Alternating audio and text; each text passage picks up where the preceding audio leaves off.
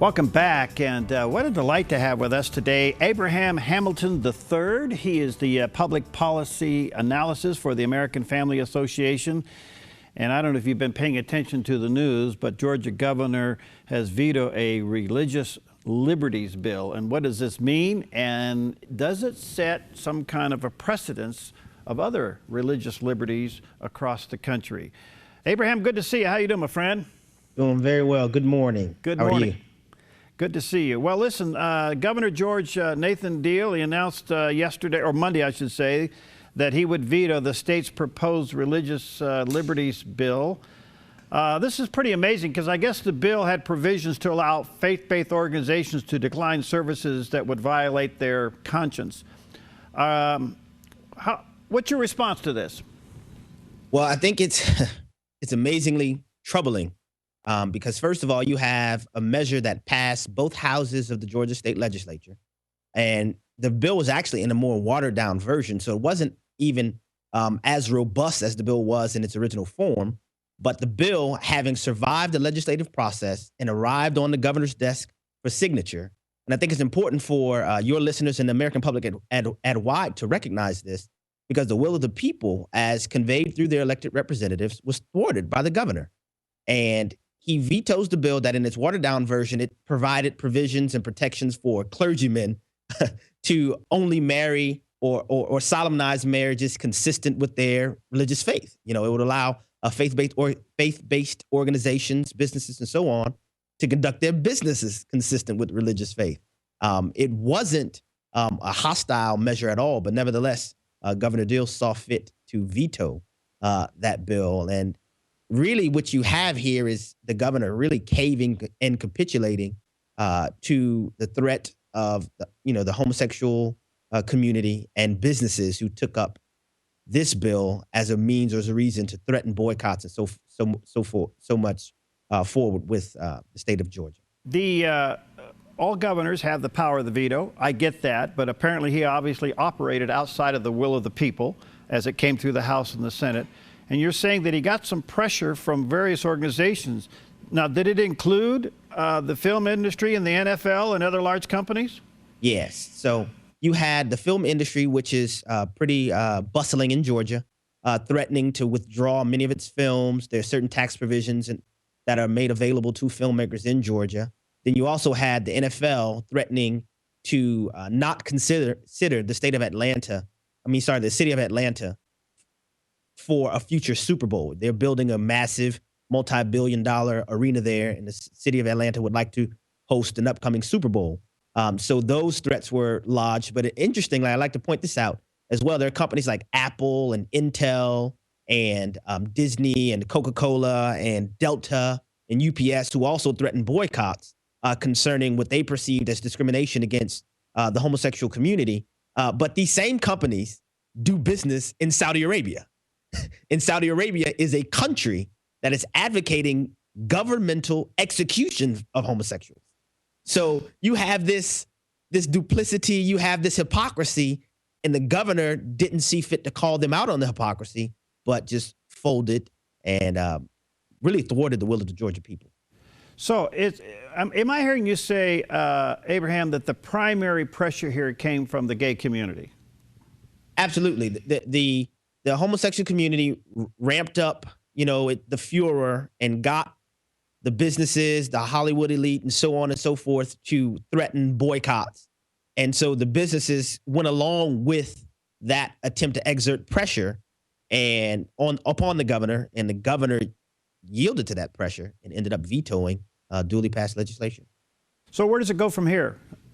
Is it done? I think, well, there are legislators in Georgia that are considering overriding the governor's veto. They'd have to get a supermajority of the legislature to do that. But I'm also concerned that this could provide a chilling effect to the rest of the states who would consider passing religious liberty protections. All of this is happening in response to what I would submit is an unconstitutional decision made by the Supreme Court in the Obergefell ruling on same-sex marriage, in which during the oral arguments, the Solicitor General of the United States directly said that should the court decide to strike down over 31 states, the constitutional amendments defining marriage, as being that of the union between one man and one woman, or legislation passed to reflect that same view, in striking down those constitutional amendments and statutes, the court would be putting the First Amendment and religious freedom on a direct collision course with the legal status concerning marriage. And because that is a fact, you have states that are trying to position themselves to protect its citizens. Because although, 5 unelected, unaccountable lawyers in black dresses decide that the nation should embrace homosexual marriages, there are many in our country who disagree with that. And many states have expressed that disagreement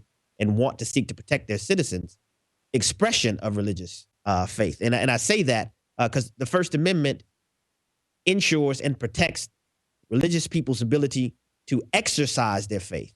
And it's not to be confined to what's construed as a freedom of worship. Whenever our faith is limited, or the Christian faith is limited to, or any faith for that matter, is limited to worship expression and not free exercise, they're thinking about only worshiping in church services, so on and so forth. But our Constitution protects our rights as given to us by God, in that we have the freedom to exercise our religious faith in every aspect of our lives. So the Georgia state legislature tried to pass legislation that would prevent a repeat of the Klein situation in Oregon, or the repeat of the Barronell-Stutzman case in Washington state, and other cases like that from occurring in their state. But the governor, on his own unilateral decision, decided that wasn't needed for Georgia. All right, now, and I would ask the governor to make that statement to former Fire Chief Kelvin Cochran. Because if you ask him, he'll tell you we need our religious liberties protected. All right. Part of this, Abraham, is the pressure to do abortion referral is mixed up in this as well. That's right. And I think that, again, this is putting faith-based organizations in a position they don't want to go. So they are now could be in direct conflict of this bill. Or at least Absolutely. not this bill, but they could be in direct conflict of the governor's veto of the bill. Yeah, absolutely. Because without the protections as provided by the bill, then you could have a scenario where you have faith-based clinics that get consultants or clients, and they could, under certain circumstances, especially knowing that Obamacare is a law of the land, where they could be compelled without that protection to make abortion referrals. All right, I want to take a break here. When we come back, Abraham, I want you to kind of just help us overall. It appears to me, and you guys track this there at AFA, and let me just say to our viewers and listeners, I really, really honor and respect the relationship that we have with AFA here at the Dove TV and Radio Network. They have provided us with great information. They are an outstanding organization. You can go to afa.net and see all the things they do and support them. But Abraham, when we come back, I want you to comment overall what's happening to religious liberties across America. I mean, what's happening in Georgia is just one case, but the squeeze is on, and maybe you can bring us up to date. We'll be right back. I'm Paulina Leiser, producer of Focus Today. Thank you for watching this video, and make sure to check our other videos at theDove.us.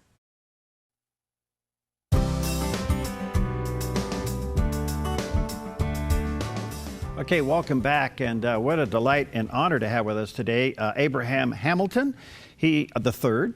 He is the Public Policy Analyst for the American Family Association. I can't say enough what AFA does in tracking these key issues. Outstanding organization, doing a terrific work, and let me encourage you to go to their website, afa.net, check out all the things, and if you feel led, support them. All right, Abraham, it appears to me what we're seeing is this slow squeeze on religious liberties. Now, under this administration, some of these squeezes have been accelerated, and I don't know what's going to happen over the next 10 months while Obama's still in office, but the liberal side of the aisle really wants to limit religious freedom. How bad is it out there? I wish I could say it wasn't that bad, but that wouldn't be the truth. What you described is the actual facts. I mean, the bill we were just discussing with Governor Deal in Atlanta, in the state of Georgia, was a similar scenario as to what happened just about this time last year in Indiana with Governor Mike Pence, to where great pressure was exerted upon him. This is a guy that many people felt had the potential to run for president, among other things, because of his strong support for the faith community. But however, because of the pressure exerted by big businesses as a result of collaborating with the homosexual lobby in our nation, he as well folded under that pressure. You have a situation occurring right now in North Carolina where the city of Charlotte passed an ordinance, a local municipal ordinance, that would allow individuals to use any restroom, regardless of their biological gender identification as determined at birth. It would allow them to use any restroom that they felt was consistent with how they felt. To put it succinctly, it would allow men to go into women's restrooms and vice versa. Well, the state legislature passed a bill to overturn that decision by the local Charlotte ordinance, local Charlotte ordinance, and it was a great upheaval. Even so much so to where the Attorney General in North Carolina has vowed not to enforce the law. Similar to President Obama's administration's decision not to enforce the Defense of Marriage Act on the federal level, the Attorney General has said, I'm not going to enforce it. Even though it was legislation passed by the state legislature, signed into law by the governor of North Carolina, because the Attorney General feels that men should be able to go in women's bathrooms and change and disrobe and use the restroom facilities in front of little girls. Same thing's happening in Oregon. And it's an onslaught. It's happening nationally because there is a press to try to avoid and strip and limit the freedom that has been guaranteed to us by our Constitution, but what is given by our God to express our faith in public. There are those who are hostile to biblical faith, and they do not want it to happen. One other question before we come back to the spiritual side of this. What's happening in Mississippi? Right now, as we speak, there's a bill, House Bill 1523, that passed the House side of the state legislature. It just passed late last night, the Senate side of the state legislature, which is a Religious Liberties and Freedom of Conscience Protection Act. The bill has passed the Senate. However, the Senate amended the bill. So it has to be referred back to the House side. If the House of Representatives simply concurs with the state Senate's amendments, then that bill could be presented to the governor as early as today and signed by the Mississippi governor to do the opposite of what occurred in Atlanta. It would, in fact, provide protections for people of faith. It would go even as far as specifically protecting those individuals, corporations, etc., who believe that sex is fixed by biological determination at birth. So it is a bill that would make Mississippi a place that is hospitable to people of faith. All right. So this is amazing because the subject of tolerance to people of faith is just let us practice our faith. The subject of tolerance on liberals who want faith restricted is no, it's our way or the highway. That's right. The practical definition of tolerance to those who are progressive side of the aisle is there's no such thing as allowance unless you agree with us. Whereas people of faith is just leave us alone, let us do us, and you do what you have to do. But to the other side, that's not enough. No, they want to force you to accept their opinions and not only accept them, but to sanction them as being legal. And go ahead. Sorry. No, go ahead. I think you're going down the road I want to go because at the end of the day, Abraham, where we are here is at a spiritual crisis in America.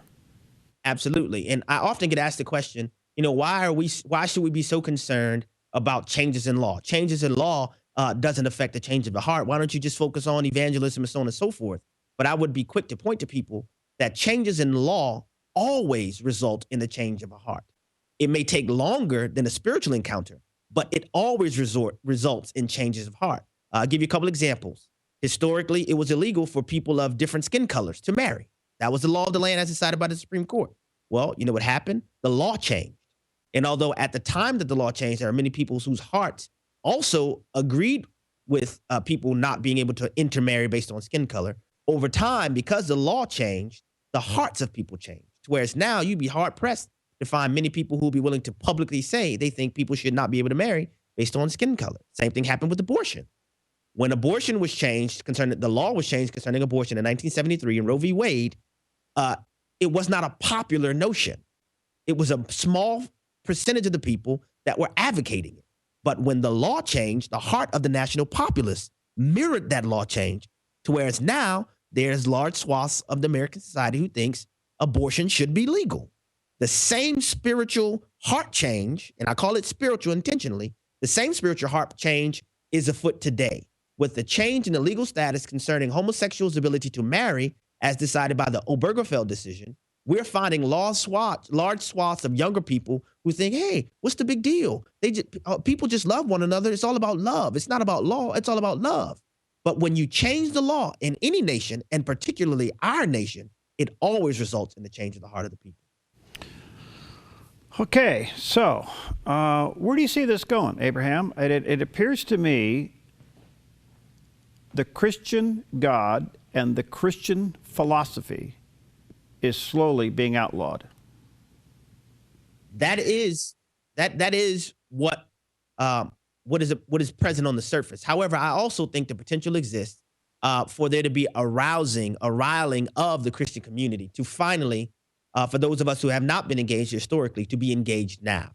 I believe, just as has happened with the states prior to the Obergefell decision, people of Christian faith all over the country rallied around the notion of marriage like we hadn't seen before in many scenarios, to move the state legislatures to take action on marriage. I think as the liberal progressive agenda continues to assault the Christian faith, I think you'll find a bristling and a stiffening of the spine. I'm prayerfully hopeful about this, of the Christian community to stand up and say, you know what? We're not going to keep getting pushed and pushed and pushed to be made to retreat to the corners of society, but we're going to adhere to and live out the glorious freedom that God has given us and that our First Amendment protects, which is our ability to freely exercise our faith in the public square. But on the other hand, the pluralization of all faiths in America will eventually end up with a fairness doctrine that says you cannot raise Christ higher than any other God because you're going to offend somebody. That's right. That's right. And that's the push. And that's why they couch it in terms of fairness, because with that fairness presentation, it automatically causes there to be a repulsive response of, well, offense. So if your exercise of religion offends me, then it should be curtailed legally, because it's not fair for me to have to suffer an offense as a result of your faith expression. Well, thank you, Abraham, for what you and all of you do there at AFA. We just really consider it a high privilege to work with you and your organization. We have a lot of you people on. Mickey's with us quite often, and you guys are really on the front line, so thanks so much. Keep us abreast of this. Anything we can do to partner with you to get the word out, let us know, okay? Absolutely, we'll do. Thank you so much for having me. All right, God bless you. We'll be right back.